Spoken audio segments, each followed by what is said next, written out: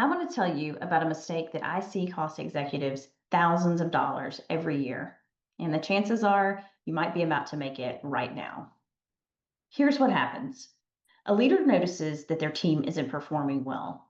Maybe there's miscommunication or conflict, or maybe accountability is lacking.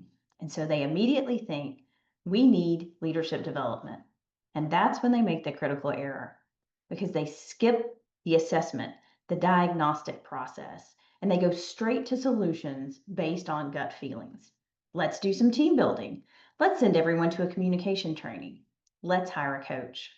But here's the thing, if you don't know exactly where you are, if you don't know exactly what's wrong, then how can you possibly know where you want to go to solve it? The truth is that the most expensive development activity you'll ever engage in is the one that doesn't actually solve your problem. That's why at Perfusion Strategies, every engagement starts with an intense discovery process. Not just performance reviews, not assumptions, but real data about the leadership capacity and team dynamics that you're facing. We use tools like the Hogan assessments because they show us what's actually happening, not just what we think is happening. For example, I had a client who was convinced that their team needed communication training, but our assessment process revealed that the real issue was role clarity and decision making authority. When we were able to solve that problem, the right problem, their team alignment and communication improved by 90%.